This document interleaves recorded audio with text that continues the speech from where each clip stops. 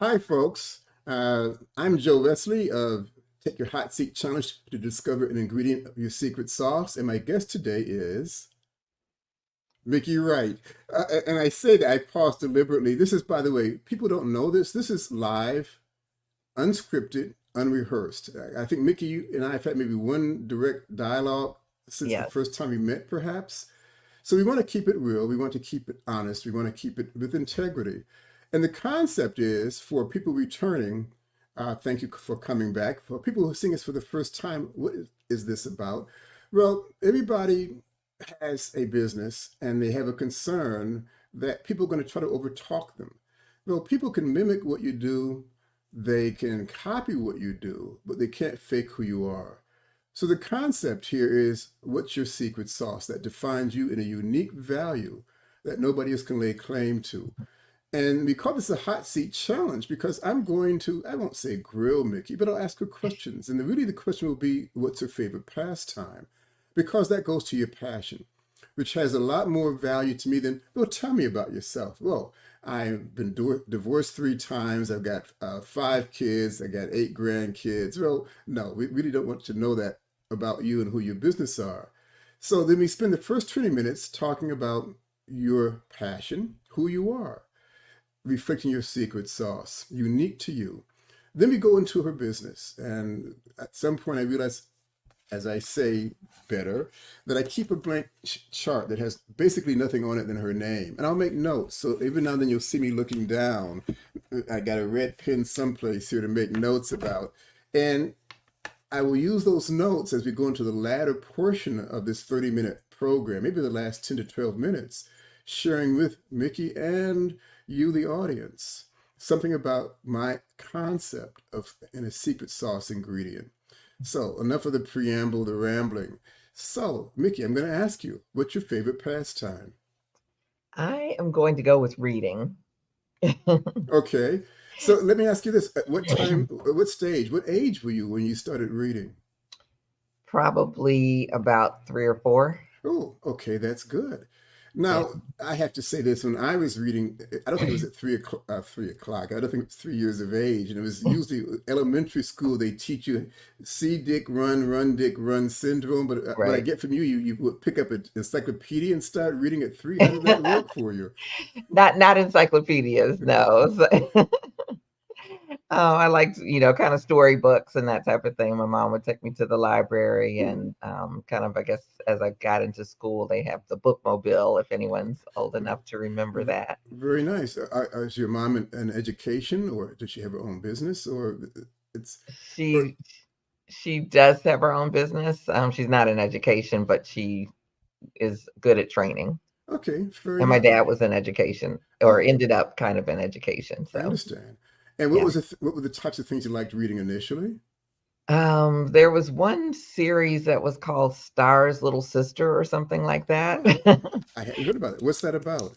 It's a little girl and she ends up having a sister, but it's like it goes through like her going to school and what the first day of school was like and Hmm. just lots of little kind of kid kind of stories. And Right. it's been a long time actually since I've I hear that, but is read something any of those. something was a sequence of books though, or was it one book in a total It was like a package? series. So Okay. they Star Well, was in what quite was a the theme of the journey though? Was it her progressing through school, the challenges of school, her love for school? What No, was the? it was all about her life, it's Oh, the home okay. life and the school life and kind of bridging the gap, but, her mom walking her to school and, Okay. and And then you yeah, said it was a well, you said it was a long time ago. And you began doing yeah, this at 3 years of age. I'm talking what, 10, 12 years? You're talking how at far back least, it was? yeah. And so, but just ask it differently. What was it that drew you to her journey that you would want to read the whole series or the bulk of it? It was interesting. It was, kind of paralleled my life in, certain ways, my experiences and just wanting to continue, going through that path. Okay. Would you mind sharing when you say parallel your life, in what manner? Well, I was the oldest, oh, still am. I'm the oldest child. Okay. It's like there's 3 of us, we're all girls, Hmm. and, just kind of journeying through. it's like our parents, and we moved several times, and just navigating all the little pieces of life at that age. I understand. So So learning. you could identify with their journey then, if I'm hearing you correctly. Yeah. Yeah. Okay, fair enough. Now, when you finished that series, are we talking 6 books, 8 books, roughly? Oh, Hard to say. um, at least probably four, maybe Okay, that's a good number. somewhere in S- there. So when you finished that, was there another type of reading that you progressed? Well, for example, when I was a kid, I still think I'm a kid at heart, but I would read fantasy, and then I got into science fiction. This is kind of my Okay. aging process. So did you have a change of reading preference, Yeah. or what was your Yeah. change? Into fashion. It's Oh, like magazines were really my, one of my passions as well. And I collected them. I read them kind of cover to cover. I loved the fashions. I knew all of the statistics about the models, right. and, their names, and they put all their, weight and height and all of that kind of stuff in there. Now that's quite a bit. I see. I'm a guy. First off, folks, I apologize for my being clueless about this next question coming up. But I would have thought that there would be one aspect of it. Maybe the glitter of the makeup. Maybe it would be the fame of the traveling. But it sounds like you were into everything with it, though. Yes. Yeah, the fashion was really the main thing. Okay. Yeah, I love the fashions, the designs, the So colors. it wasn't so much the lifestyle; it was more the clothing when you say fashion. Say that again?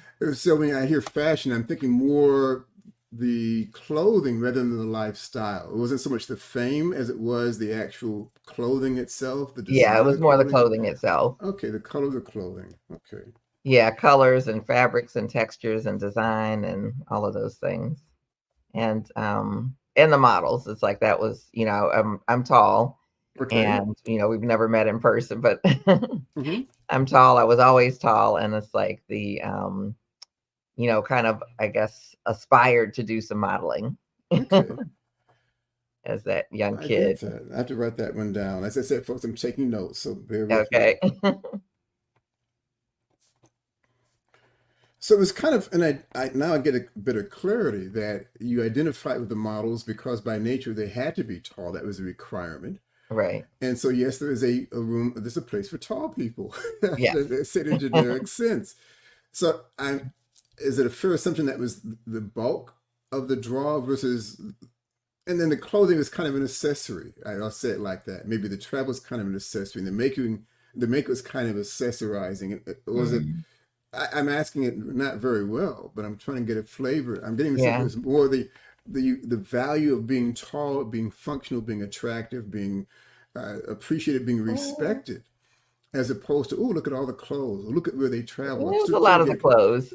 okay, fair enough. Yeah, I drew. I started drawing, and I would draw, and I would design, and I learned to sew later. And there are a lot of pieces that tied to the design part. But Okay. I found the models fascinating. And I don't know if I'm supposed to share more or less, No, but no, but you're doing fine. And basically, folks, when Mickey and I first, before we went live on this, I suggested to her that the way this kind of works is to follow my lead. And right. so the question asked by her is not so much being uncertain of who she is, it's what are the rules of the road here? Right, right. Right. And I get that and I appreciate that. We don't know how this works because, again, it's unscripted, it's one rehearsal to keep it live. But if you could share with me what you were about not to say.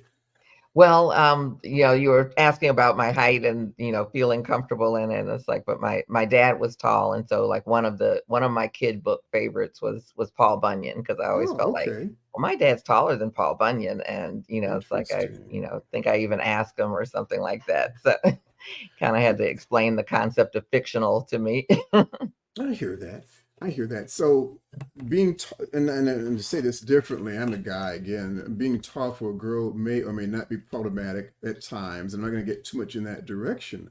Uh-huh. But I get the sense of you found something you could identify with. When you mentioned the tall models, and you mentioned Paul Bunyan as another example of that. Uh-huh. So I get that. I call it a coping mechanism, if nothing else. And Mm. I like your approach to that. So are you still doing modeling as a read factor or fashion, I should perhaps would better put, or has that evolved any more in direction? Well, it's like I did some modeling as a teen. Okay, I guess that I realized that I kind of liked having some more input than you have as a model. okay, And so, actually doing a little bit more on the production side, I guess you could say, right. where I'm the one making the decisions of the fashions and the hair and the clothing and the makeup and all of those kind of things. I see. So you want to be more part of the processing of it than the glitter of it, if I'm hearing that correctly. Yeah, well, as a model, you don't really have any say, and I guess I had something to say, so. I like that. Want to have some say. Interesting. Interesting, right? And so you start so working well, let me do this basically.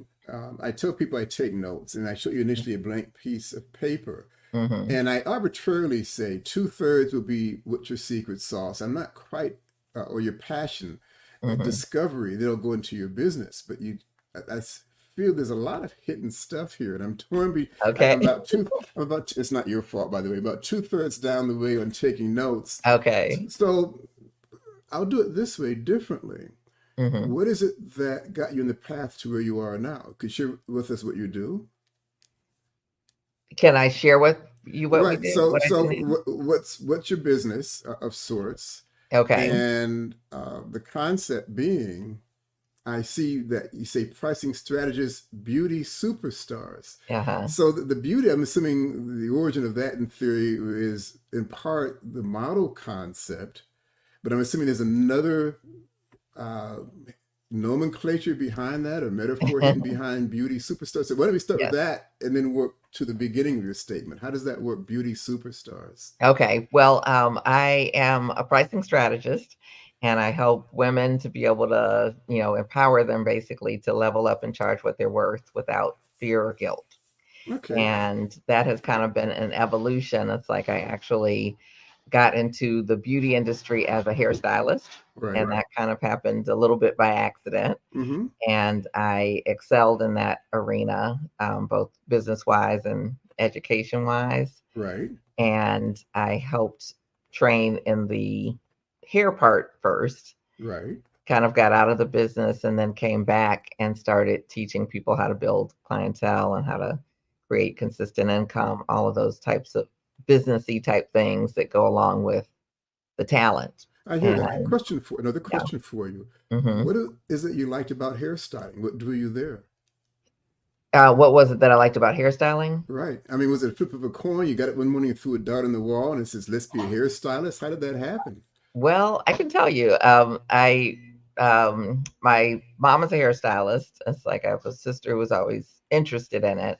Right. And I would go to some of the shows, not necessarily thinking about it as a career one way or the other. I didn't think it was, not something I wanted to do or something I wanted to do. I just never really thought about it. Right. In college age, I guess, someone liked the way that I kept my hair because I always worked, and it was someone at my job, Mm-hmm. and asked if I might be able to do her daughter's hair. And so I Okay. was like, well, maybe I could. I could try that. And I did it. And her husband was the type of person who kind of never likes anything. Mm-hmm. And when I finished, he was raving. He was like, "Oh my God, that's a precision cut. You should just quit your job and do hair and hang out your shingle today." And I was like, "What?" You know. Interesting. Right. And so there was, I guess, kind of this latent talent that was there. And Mm-hmm. so from there, I went to cosmetology school to see if I would even like it. That was, Okay. part of my mom's suggestion. And from there, I say I fell into it and then I fell in love with it. And I was in that industry like 200%. Every class I was at it, Okay. I was on the front row. Just one of the educators that I followed was like, "Are you stalking me?" And I was like, "Yeah." And so, I get that. Now, the so you're no longer doing hairstyling, yes or no? Okay. say that again. You said you're no longer doing hairstyling as a primary effort? No, You said, I don't do hairstyling anymore as of 2019. okay. Yeah. I'm going to ask you this another question. Beauty superstars, is that a Mhm. metaphorical? I'm assuming beauty can is a concept or can Uh-huh. be a a structure. Uh-huh. I'm in my head. I'm progressing from modeling to the issue of being tall to the person versus the glitter. I'm Mhm. evolving to the concept of a state of mind, perhaps, Uh-huh. that maybe some girls, this may be misogynist or not, may consider being tall an awkward stage of life, perhaps, an Mhm. awkward time. But you turn it around to make it something beautiful. Mhm. And that's how I'm seeing what you're saying. Um, so when I hear beauty superstars, I don't think it's more like somebody with a lot of glamour and glitter. It's being an ideal persona in your given world or market. Is that Mhm. am I far off on that? Well, it's like it kind of evolved because, like I said, I taught on stages kind of across the country at different trade shows and that type of thing, and I'm sorry, what did you teach?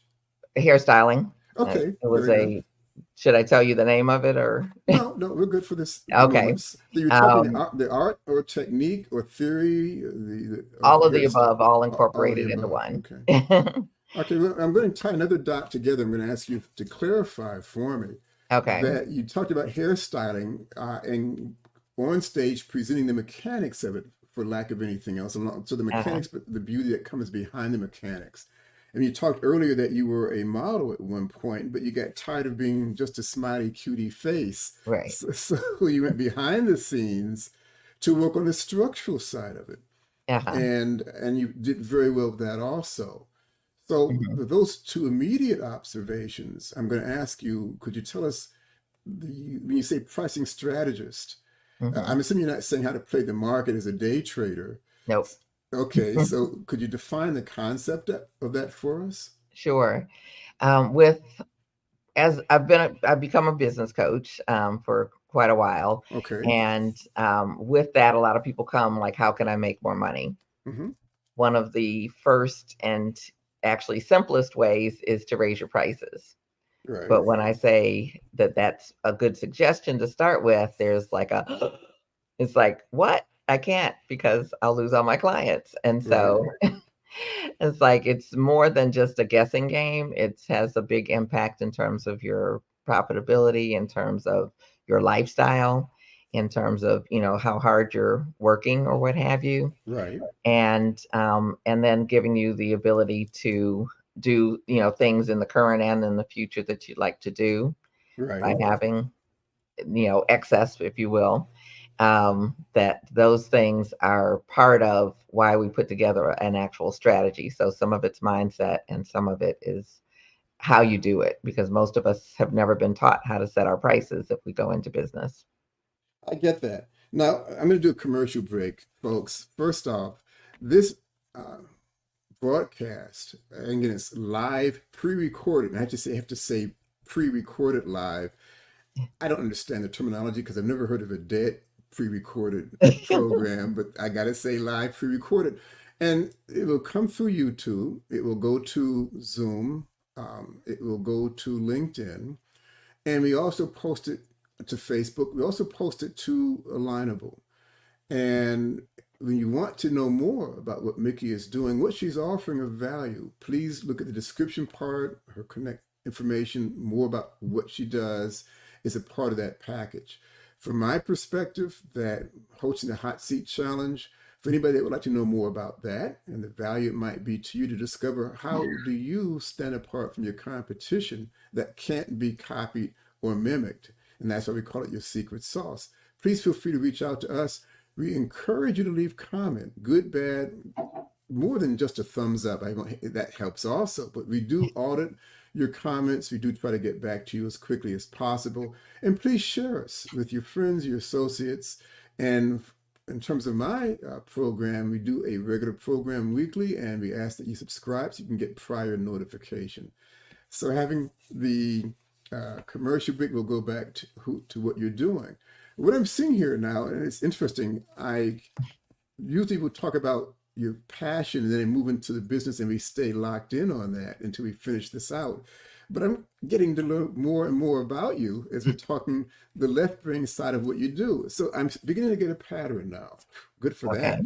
Having said that, and I work backwards. you talk about the issue of talking to people. I think women in particular is your primary market.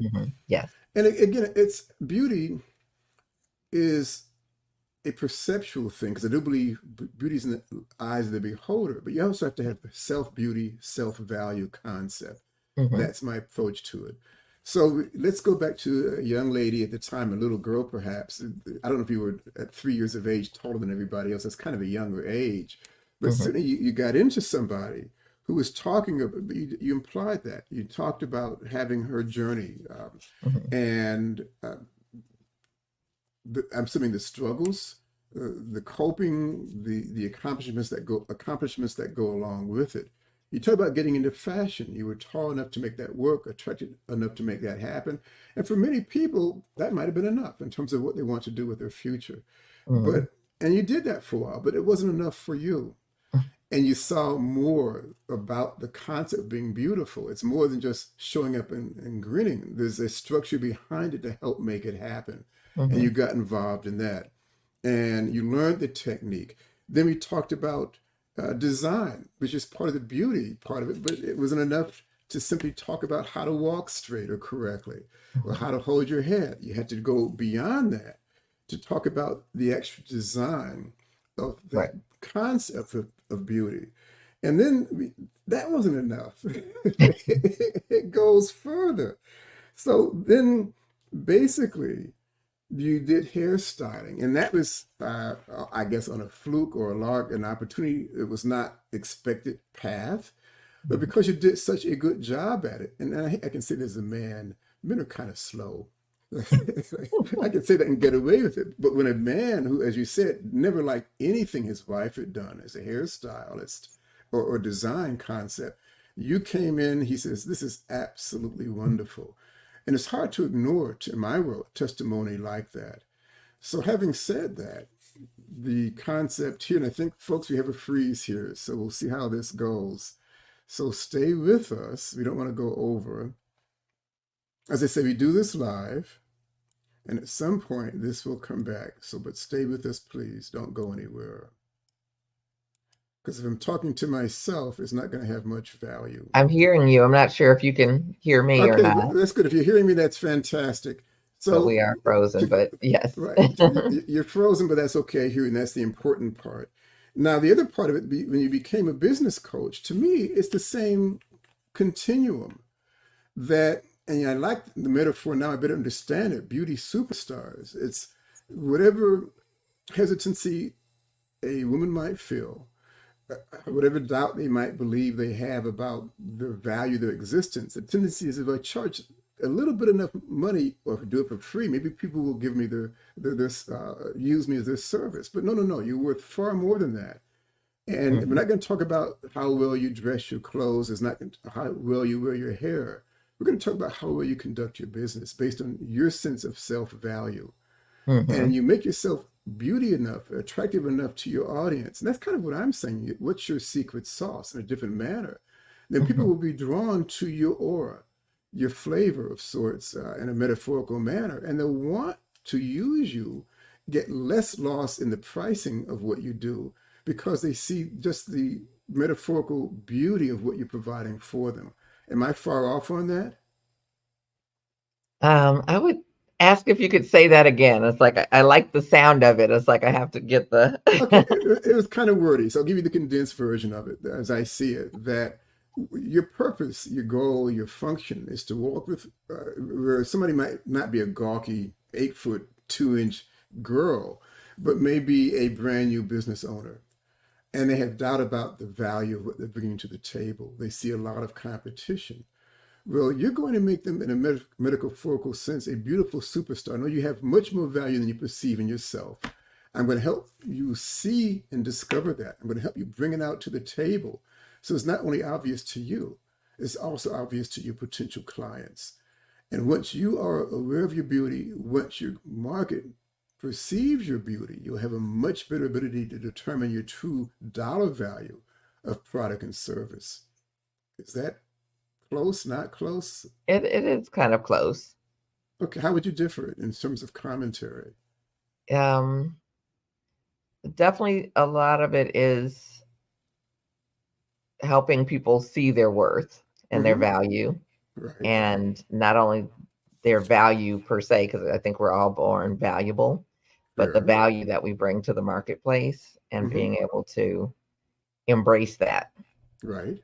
and use that as a basis to create a life and a lifestyle that we enjoy. Fair enough. And I hear that. But also what I'm hearing too is that once your client becomes secure in their value, it will affect their whole demeanor. They'll walk in a more confident manner. They have Yes. more interactive eye contact. The posture will be Hmm. more the type of, I say, eye candy, for lack of a better, longer phrase of it, that in itself will draw people to, hey, I want to, whatever she's doing, I want to learn more about it. Whatever she's offering, if it's of Uh-huh. value to me, I want to take a part of it. Is that kind of what you're doing? Yes, yes. I would say you're definitely like spot on there. Okay.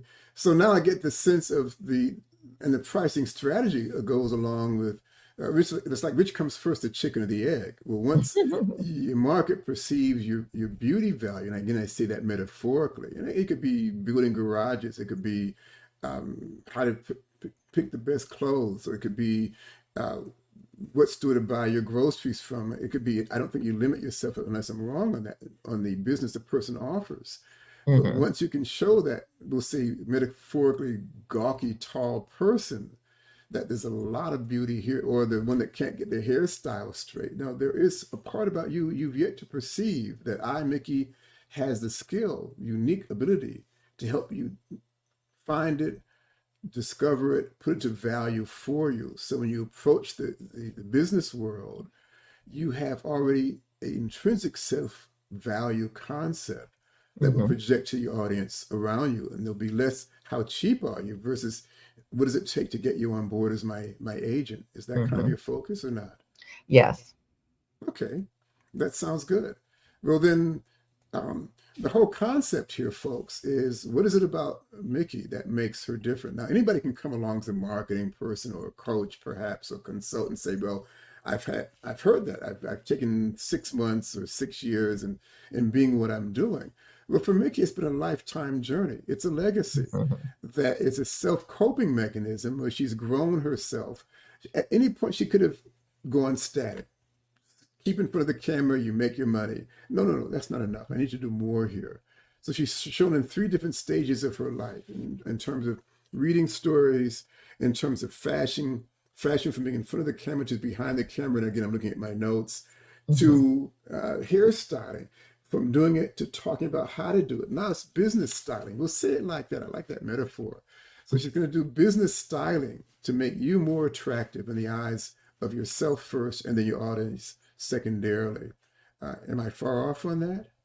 And this is a legacy. This is a legacy. This is a life passion, her Yeah. life skills. She didn't take it on as a means of what I do with myself now that I'm out of college syndrome. So if you're looking as a audience member, a possible client, of how can I best spend my money and time, bringing additional kick to my business, in my world, Mickey Wright would be a go-to person to help get you there. Well, Um, thank you. well, thank you. So anything you'd like to take us home with, Mickey, in the last, say, minute and 10 seconds of our program? Yes, well, I mean, I first want to thank you for inviting me to do this. This has been it's interesting and insightful to watch it unfold, and I'm really kind of wanting to process it all and kind of see like, okay, how do I, kind of incorporate some of the things that you're pulling out from me Mm-hmm. into, making what I do even more impactful. Fair enough. Thank you. And so, again, as I say, folks, the whole purpose of this is what's your secret sauce? And Mhm. again, in 30 minutes, I'm not going to tell someone's whole lifestyle here. That's not the intent. But to show a little bit more about Mickey that you may not have known about her, if you already are aware of her, if you're looking for a service, a person that can help you provide a business strength value and you're not sure where to best spend your money, I think in my book, Mickey Wright really, really walks her talk. And you would do, I think, well to give her true consideration. Look at her information on the the YouTube description. Remember for me to subscribe to our website, no, not website, our podcast that comes out on a regular basis about your secret sauce challenge. Thank you again for being a guest, Mickey, and thank you, audience, for being a part of our program. We're going Well, to thank sign off you. now. Thank you so much, Joe. Okay. Hang on, Mickey, please. Okay.